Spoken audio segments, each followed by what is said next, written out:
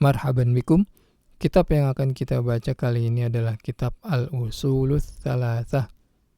Al-Usulus Thalathah karya Syekh Muhammad bin Abdul Wahhab. Al-Usul artinya adalah inti atau pokok sebuah urusan. Sedangkan Ats-Tsalatsah artinya adalah angka 3.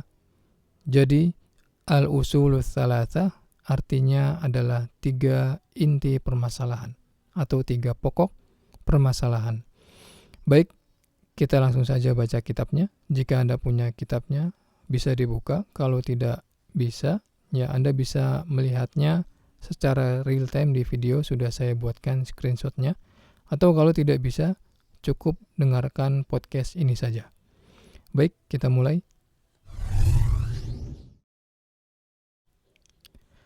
I'lam rahimakallahu annahu yajibu alaina ta'allumu 4 masail. Al-ula al-ilm wa huwa ma'rifatullahi wa ma'rifatu nabiyhi wa ma'rifatu dinil islami bil adillah. Al-thaniyah al-amalu bih. Al-thalithah ad-da'watu ilaih. Al-rabi'ah as-sabru 'ala al-adha fih. Bagaimana? Paham artinya? Atau apa yang saya baca tadi terlalu cepat? Saya yakin bagi Anda yang sudah pernah mengkaji kitab ini, mungkin sudah paham artinya. Tapi bagi Anda yang belum pernah mengenal sama sekali kitab ini, atau bahkan belum pernah belajar bahasa Arab, pasti kemungkinan Anda akan kesulitan memahami apa yang saya baca tadi. Tapi nggak apa-apa, kita belajar sama-sama. Saya akan baca ulang dengan perlahan. Mohon didengarkan dengan baik. I'lam rahimakallahu annahu yajibu alaina ta'allumu 4 masail. Al-ula al-ilm wa huwa ma'rifatullahi wa ma'rifatu nabiyhi wa ma'rifatu dinil islami bil adillah. Al-thaniyah al-amalu bih. Al-thalithah ad-da'watu ilaih. Ar-rabi'ah as-sabru 'alal adha fihi. Taib. Penulis memulai kitabnya dengan kata kerja perintah. I'lam. Fi'lu amrin, yakni kata kerja perintah. I'lam. Harokat akhirnya adalah sukun. Dan sukun seperti yang sudah kita ketahui, ya. Sukun termasuk kekhususan atau ciri dari kata kerja perintah fi'lu amrin dalam bahasa Arab. Kalau kita dapati di mana saja, kapan saja ada harokat sukun, maka bisa kita pastikan itu adalah kata kerja perintah fi'lu amrin, termasuk kata yang ini, i'lam. Artinya ketahuilah. Syekh Muhammad bin Abdul Wahhab rahimahullah, beliau memulai kitab Al-Usulus Thalathah dengan fi'lu amrin, kata kerja perintah. Kemudian rahimakallah. Rahimakallah sebuah ungkapan doa, ya. Rahimakallahu. Rahimaka ini 2 kata, bukan 1 kata. Rahima dan huruf kaf. Rahima adalah kata kerja lampau fi'lu madin yang artinya merahmati. Kemudian bersambung dengan domir mukhatab huruf kaf, yakni anta. Rahimaka lalu bersambung dengan lafaz Allah, ya, adalah sebuah ungkapan doa yang artinya semoga Allah merahmatimu. Rahimakallahu, semoga Allah merahmati Anda. Ungkapan ini sering kita dengar di setiap pekan di hari Jumat, ya. Kita sering dengar khatib Jumat mengucapkan sidang Jumat rahimakallah, sidang Jumat rahimakumullah. Kalau rahimakallah artinya mendoakan Anda satu orang, semoga Allah merahmati Anda. Sedangkan rahimakumullah artinya mendoakan kalian orang banyak. Rahimakumullah, semoga Allah merahmati kalian semua. Begitu. Dan perlu kita ingat orang Arab biasa mengungkapkan kalimat doa dengan kata kerja lampau dengan kata kerja fi'lu madin yang bersambung dengan lafaz Allah. Jadi kapanpun dan dimanapun kita baca atau kita dengar kalimat yang diawali dengan kata kerja lampau atau fi'lu madin, ya, bersambung dengan dhamir mukhatab kaf, ya, atau kum, lalu setelahnya bersambung dengan lafaz Allah, maka bisa kita pastikan itu adalah sebuah ungkapan doa, ya, sebuah ungkapan doa seperti rahimaka Allah, rahimakum Allah, ya, hayyakallah, hayyakumullah, atau hayyakum Allah, ra'aka Allah, ra'aka Allah, ra'akum Allah, ra'akumullah, dan seterusnya. Ya, sudah mafhum atau ma'ruf di percakapan sehari-hari di dalam percakapan bahasa Arab. Kemudian rahimakallahu annahu, ketahuilah semoga Allah merahmati Anda bahwa, annahu artinya bahwa. Annahu ini juga dua kata, bukan satu kata. Huruf anna dan domir hu artinya adalah bahwa. Yajibu alaina, ya, artinya wajib atas kita, wajib bagi kita, ya. Yajibu adalah fi'lu mudhari'in dari kata kerja wajaba yajibu, fi'il mudhari', yakni kata kerja sekarang atau kata kerja yang akan datang. Dan perlu kita ingat juga, kata kerja dalam bahasa Arab itu ada 3 macam, ya, dan masing-masing memiliki unsur suku kata yang berbeda-beda. 3 kata ini adalah, yang pertama fi'il madi, ya, kata kerja lampau seperti rahima, jalasa, doroba, sudah berlalu. Rahima sudah merahmati, jalasa sudah duduk, ya. Kemudian doroba artinya sudah memukul. Yang kedua fi'il mudhari', kata kerja sekarang atau kata kerja yang akan datang, seperti yajibu, ya, yakulu, yakulu sedang makan, yajlisu sedang duduk atau akan duduk, ya, yadribu sedang memukul atau akan memukul, dan seterusnya. Kemudian yang ketiga fi'lu amrin, kata kerja perintah, seperti i'lam, ketahuilah, ijlis, duduklah, ya, ya'ukul, makanlah, idrib, pukullah, dan seterusnya. Kemudian ta'allum, ya, artinya adalah belajar, ya. I'lam rahimakallahu annahu yajibu alaina ta'allum. Ta'allum artinya belajar, adapun ta'lim artinya adalah mengajarkan. Majelis ta'lim adalah artinya majelis pengajaran, ya.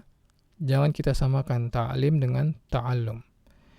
Yajibu alaina ta'allum artinya wajib bagi kita untuk belajar. Kita lanjut. Arba'i masail. Arba' artinya adalah 4, angka 4. Masail bentuk plural atau bentuk jamak dari kata mas'alah yang artinya adalah permasalahan, perkara, urusan, dan lain sebagainya. Arba'i masail artinya 4 permasalahan, 4 perkara, dan 4 urusan, dan seterusnya. Yajibu alaina ta'allumu arba'i masail artinya wajib atas kita, wajib bagi kita belajar 4 permasalahan. Apa itu? Al-ula, ya, al-ilm. Al-ula artinya adalah yang pertama. Kenapa di sini penulis kitab, pengarang kitab memakai kata al-ula bukan al-awal? Karena al-ula adalah khobar dari mubtada yang mahdhuf, mubtada yang dihapus atau yang disembunyikan. I'rabnya ya harus mengikuti mubtada mahdhuf ini. Kita tahu di dalam nahwu ya i'rab khobar harus mengikuti mubtada, wajib. Jika mubtadanya muannas, ya jika mubtadanya perempuan, maka khobarnya pun harus muannas, harus perempuan. Jika mubtadanya mudzakkar, ya laki-laki, maka khobarnya pun wajib harus mudzakkar, laki-laki seperti mubtadanya. Begitu pula dengan yang ini. Ya, al-ula adalah khobar dari mubtada yang mahdhuf. Ya, apa itu yang mahdhuf, yang disembunyikan? Ya, yang disembunyikan adalah wahiyya. Wahiyya. Huruf waw dan domir ghaib muannas. Wahiyya. Dan dia adalah al-ula gitu maksudnya. Wahiyya, ya, domir hiyanya kembali kepada masail dengan atau kata sebelumnya, yakni kata sebelumnya adalah masail. Masail muannas, maka domirnya juga harus muannas, wahiyya. Gitu. Kalau kita baca dengan lengkap, ya tanpa disembunyikan, wahiyya al-ula, begitu. Yaitu adalah yang pertama, gitu artinya. Baik. Jadi wahiyyanya tidak ditulis, yang ditulis hanya al-ula. Ini namanya mahdhuf dalam ilmu nahwu. Sebagai meringkas kata, meringkas kalimat. Gitu, ini sudah mafhum, ya, ma'ruf di kalangan orang-orang Arab dan para ulama. Kita bahas nahwu sekilas ya. Yang penting kita fokus dengan mufradatnya. Ini yang paling penting. Supaya ya ini kita bahas nahwu sekilas supaya kita tidak buta sama sekali dengan yang namanya nahwu. Ya. Paling tidak kita tahu tentang istilah-istilah dalam nahwu dan sharaf. Kita lanjut. Al-ula al-ilm. Yang pertama adalah al-ilm. Al-ilmu adalah ilmu, yakni berilmu. Ilmu apa itu? Ya, wa huwa ma'rifatullahi. Wa huwa dua kata, ya, huruf waw dan huruf huwa. Artinya, yakni artinya wa huwa adalah, artinya adalah. Ya, wa huwa adalah. Wa huwa yaitu, yakni, ya, dan seterusnya. Ya, huruf waw tadi, huruf waw kita punya dua waw ya, wa huwa. Ya, adapun waw yang pertama adalah waw ataf. Kalau kita artikan dalam bahasa Indonesia adalah dan. Begitu. Biasanya kalau wa bersambung dengan dhamir hu, ya, artinya adalah, artinya adalah, yaitu, yakni, adalah, dan seterusnya. Sama. Kemudian wa huwa ma'rifatullah. Ma'rifah, ya, artinya mengenal Allah. Ma'rifatullah artinya mengenal Allah. Wa ma'rifatu nabiyhi. Wa ma'rifatu nabiyhi, dan mengenal nabinya. Nabiyhi ini juga dua kata, bukan satu kata, ya. Yang pertama nabi, nabiyun. Kemudian bersambung dengan dhamir hu. Hu di sini adalah kembali kepada Allah Subhanahu wa taala. Nabiyhi, yakni nabinya, nabinya Allah Subhanahu wa taala. Kemudian wa ma'rifatu dinil islami, dan mengenal din, ya, ma'rifah, din, mengenal din. Din adalah agama, al-islam, dinil islam, al-islam adalah agama Islam, dan mengenal agama Islam. Mengenal, memahami, sama artinya di sini ya, ma'rifah. Kemudian bil adillah. Wa ma'rifatu dinil islami bil adillah, artinya dengan dalil-dalilnya. Mengenal agama Islam dengan dalil-dalilnya. Huruf ba bil adillah artinya dengan, ya. Adillah bentuk jamak atau plural dari kata dalil. Sering kita dengar ya, dalil. Ya, pluralnya adalah adillah, jamaknya adalah adillah. Kemudian ats-tsaniyah al-amalu bih. Ats-tsaniyah yang kedua. Artinya yang kedua. Atsaniyah juga sama seperti al-ula. Ya, atsaniyah itu adalah muannats.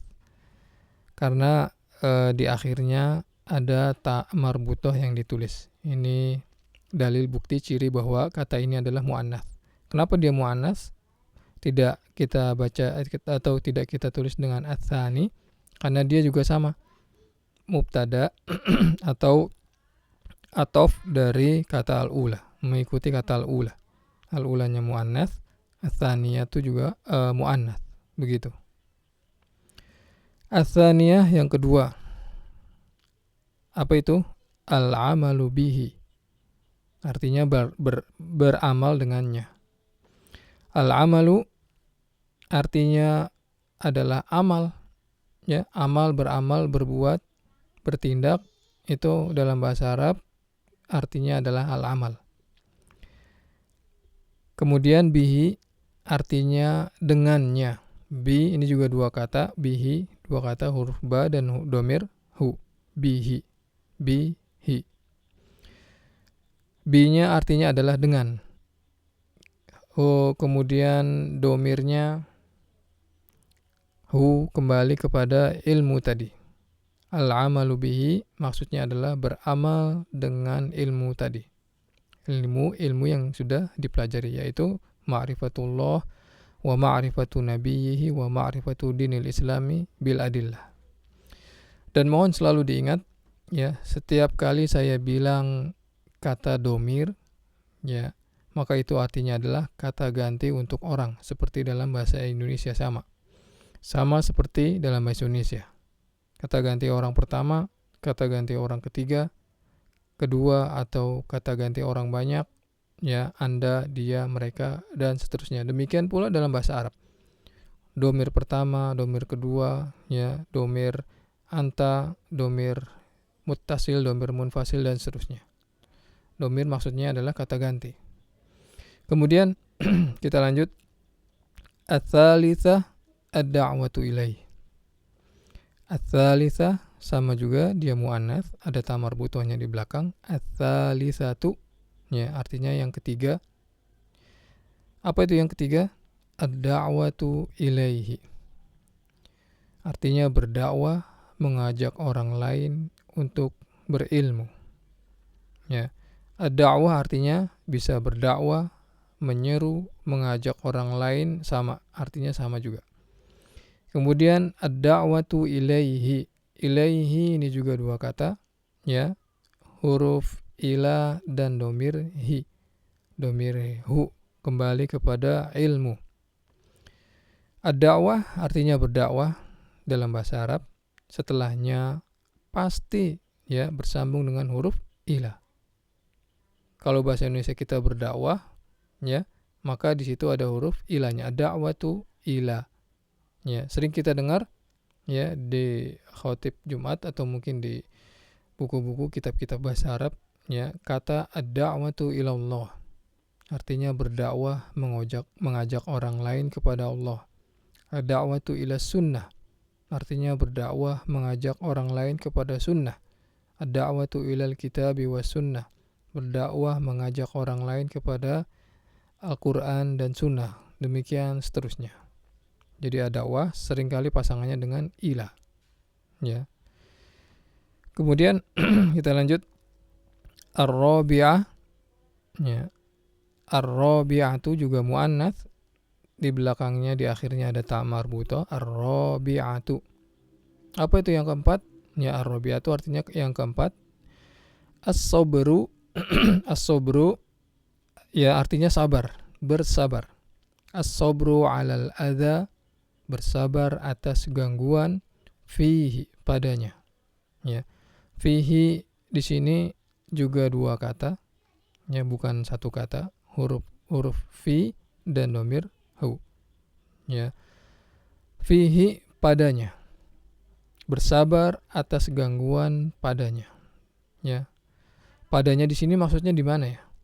Saya juga nggak paham di sini, ya. Fihi dua kata, ya. Fi, huruf fi dan domir hu. Domir hu harus kembali ke sesuatu kata yang berada sebelumnya. Kalau saya pribadi lebih setuju ditulis dengan fiha atau fihin sebagai kata ganti yang mewakili 3 hal sebelumnya, yakni ilmu, amal, dan dakwah.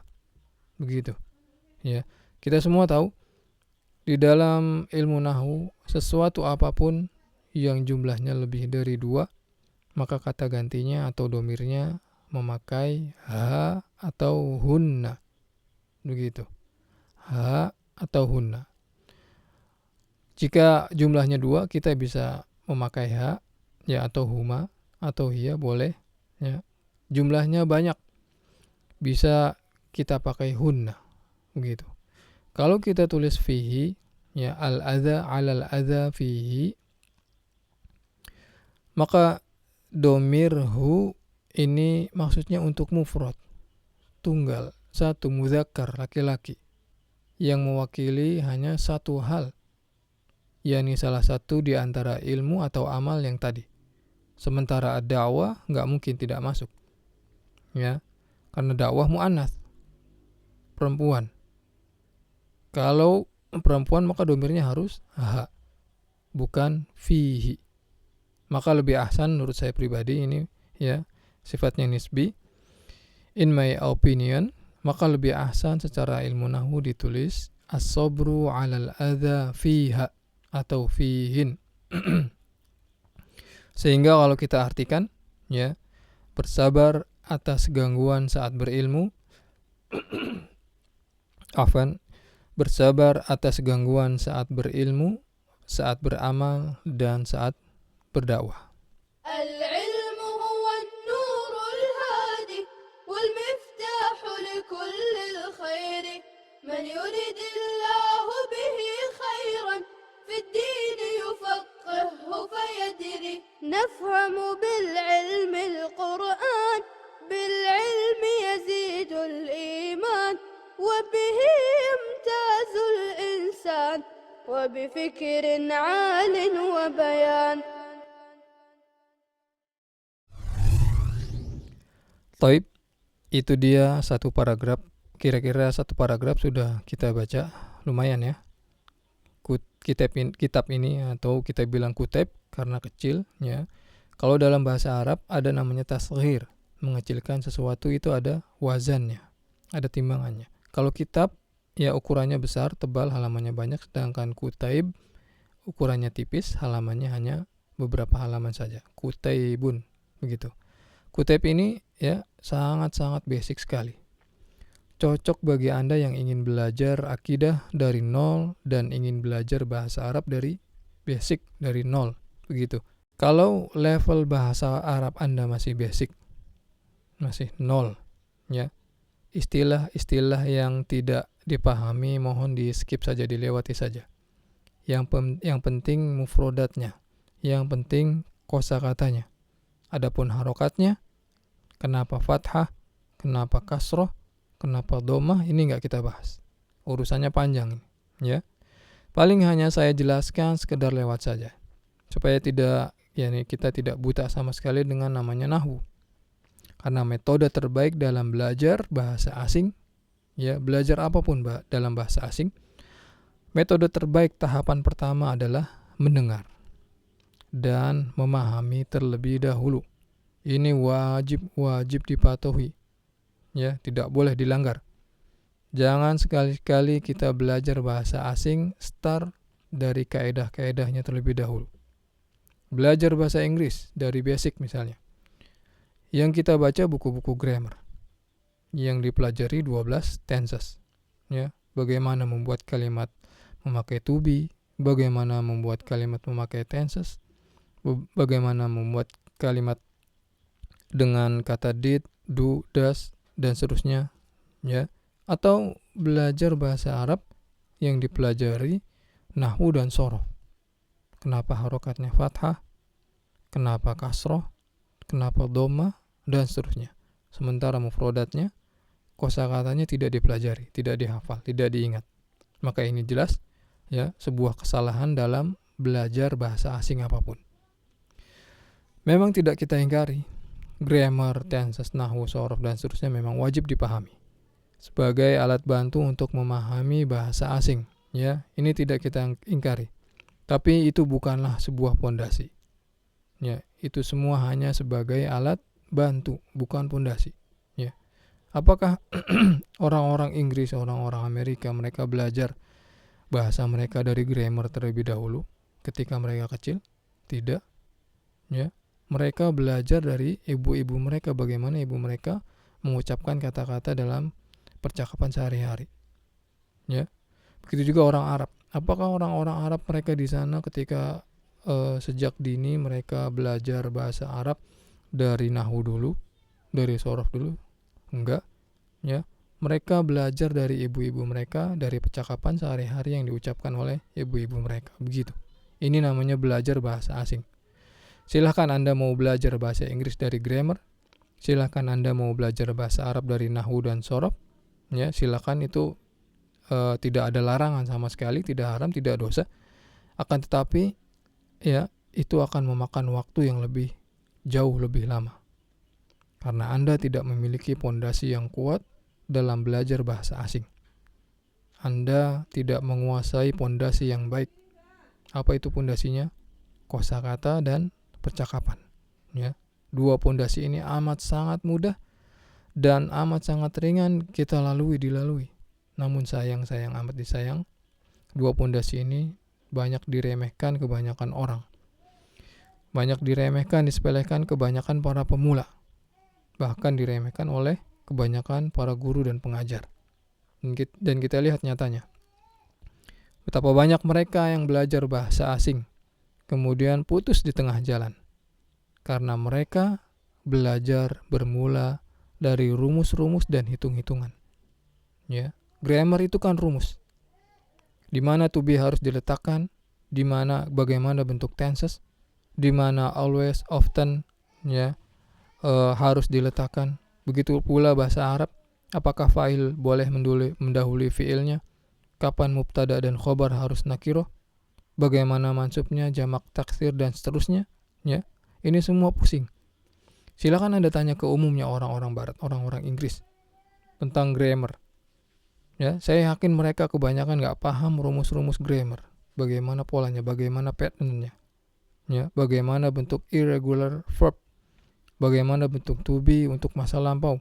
Ya, namun mereka sendiri orang Inggris, orang Barat, mereka nggak paham grammar. Ya, juga silakan Anda tanya kepada orang-orang Arab, orang asli Arab. Mereka nggak akan ngerti yang namanya i'rab, saya yakin. Apa harokat fa'il? Kenapa dinamakan mansub? Kenapa dinamakan mamnu' minas shorof? Ya, mereka nggak akan ngerti yang itu semua. Kecuali bagi mereka yang pernah belajar di bangku sekolah atau di bangku kuliah. Padahal mereka orang Arab, ya, paham bahasa Arab. Lah, ini kita warga Indonesia, warga plus 62, justru yang paling ribet. Tidak dibuat enjoy, tidak dibuat simple, tidak mempermudah orang lain, bikin pusing orang. Ya, toib. Walhasil, belajar apapun, cari yang paling mudah terlebih dahulu. Ya, sebagaimana kita makan, nggak mungkin kita makan yang gede-gede dulu kan. Kita makan roti, kita potong dulu rotinya menjadi kecil, kemudian masukin ke dalam mulut. Begitu pula dengan belajar. Cari yang paling ringan terlebih dahulu, yang mudah dipahami. Bukan cari yang berat-berat, yang sulit-sulit terlebih dahulu. Ini namanya bukan belajar, tapi bunuh diri. Itu menurut saya, ya. Bunuh diri. Orang belajar yang berat-berat dulu, ya udah pasti bosan, jenuh, ya, bakalan putus di tengah jalan. Taib. Kita murojaah. Saya akan ulang mufrodatnya dan terjemahnya, kemudian saya akan bacakan satu paragraf yang tadi di awal, ya. Mohon didengarkan dengan baik.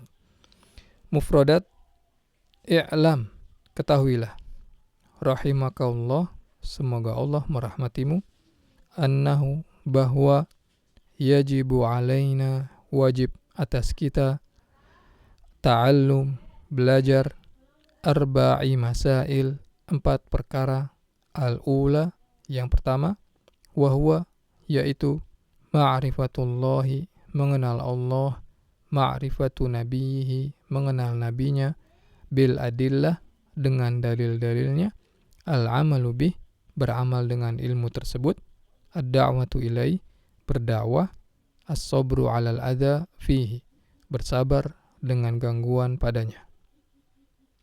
Saya baca ulang. I'lam rahimakallahu annahu yajibu alaina ta'allumu arba'i masail. Al-ula al-ilm wa huwa ma'rifatullahi wa ma'rifatu nabiyhi wa ma'rifatu dinil islami bil adillah. Al-thaniyah al-amalu bih. Al-thalithah ad-da'watu ilaih. Al-rabi'ah as-sabru 'alal adza fihi. الفائدة اللغوية أيا طالب العلم قم لا تنم فإن الزمان أيا طالب العلم قم لا تنم فإن الزمان انقضى وانصرم فكن ما حييت Tahukah Anda apa itu tanwin? Tanwin adalah fathatain, kasrotain, dan domatain. Tapi tahukah Anda definisi dari tanwin? Tanwin berasal dari kata kerja nawwana yunawwinu, yang wazannya adalah fa'ala yufa'ailu. Artinya memberi sesuatu itu huruf nun, yakni memberi isim huruf nun yang tidak tertulis namun tetap dibaca. Salah satu keunikan bahasa Arab, ada huruf-huruf yang ditulis namun tidak kita baca, seperti ulaik. Ada juga huruf-huruf yang tidak ditulis namun harus tetap dibaca, seperti tanwin.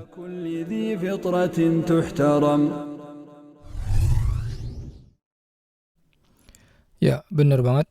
Dalam bahasa Arab, kita kenal dengan namanya huruf tuktabu wala tuntok, huruf-huruf yang ditulis namun tidak boleh dibaca. Seperti ulaik,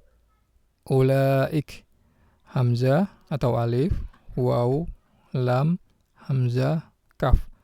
Ulaik, gitu bacanya. Huruf waw setelah alif tidak boleh kita baca dua harokat. Ya, tidak boleh kita baca ulaik, nggak boleh. Ya, tetap dibaca satu harokat. Yang benar ulaik, hamzahnya atau alifnya dibaca satu harokat, sedangkan wawunya tidak kita baca. Begitu. Berbeda dengan al-ula, seperti yang sudah kita baca tadi di awal. Al-ula, ya, alif lam, kemudian hamzah atau alif, kemudian waw, kemudian lam, kemudian di belakangnya alif maksur atau alif maksurah. Ya, alif maksurah di belakang atau di akhir al-ula. Al-ula muannats dari kata al-awal, seperti yang sudah kita baca tadi. Ya, kalau al-ula harus dibaca wawunya dua harokat. Al-ula, tidak boleh kita baca al-ula. Ya, ini kesalahan. Ya, itu dia. Atau contoh yang lain, misalnya huruf alif dan lam, alif lam. Ya, keduanya ditulis namun tidak boleh kita baca. Alif lam syamsiyah kita kenal. Ya, contoh dalam surat Asy-Syams, wasyamsi waduhaha, wasyams. Ya, wasyams, ada huruf alif dan lam pada kata Asy-Syams. Tidak boleh kita baca wal syamsi waduhaha, wal syamsi. Ya, ini jelas kesalahan. Ini huruf-huruf yang ditulis namun tidak kita baca. Kemudian kita kenal juga dalam bahasa Arab hurufun la tuktabu walakinnaha tuntok.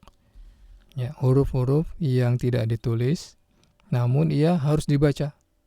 Ya, tulisannya enggak ada namun harus dibaca. Contohnya seperti definisinya yakni tanwin, ya, contohnya tanwin seperti definisinya. Tanwin adalah memberi sesuatu itu huruf nun atau memberi isim itu huruf nun di akhirnya. Contohnya kitabun, ada huruf tanwin di belakang.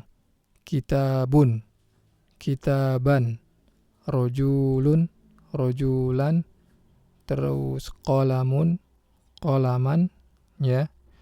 Di belakang ada huruf nun yang kita ucapkan di lidah kita. Bun, ya. An, kitaban, rojulun, lun, ya. Apakah huruf nunnya ditulis? nggak boleh, ya, tidak ditulis. Tapi tetap harus kita baca. Bun, kitabun, rojulun, an, in, ya. Demikian seterusnya. Contoh lain juga huruf-huruf yang tidak ditulis namun harus dibaca, ya. Huruf-huruf mat. Seperti huruf alif dalam surat Al-Baqarah. Ya, kita sudah hafal. Dzalikal kitabu la raiba fih. Dzalikal kitab. Huruf hamzah atau huruf mat, huruf alif pada dza tidak ditulis. Namun dza-nya tetap kita baca 2 harokat. Dzalikal, ya. Dzalikal tidak boleh kita baca 1 harokat. Dzalikal kitab, nggak boleh. Ya, itu dia huruf-huruf yang tidak ditulis namun tetap harus dibaca. Sebagai penutup, Anda bisa mendownload transkrip dari episode 1 podcast ini. Sudah saya buatkan transkripnya dari awal sampai akhir. Barangkali Anda membutuhkan, bisa silakan di-download. Demikian, saya Abu Anisa Purba. Kesalahan dan kekhilafan datangnya dari diri saya pribadi. Kebenaran dan kesempurnaan hanya milik Allah Subhanahu wa Ta'ala. Kita bertemu lagi pada episode selanjutnya. Ila liqa. وكن حلس درسك وافرح به تكن قائدا في غد للأمم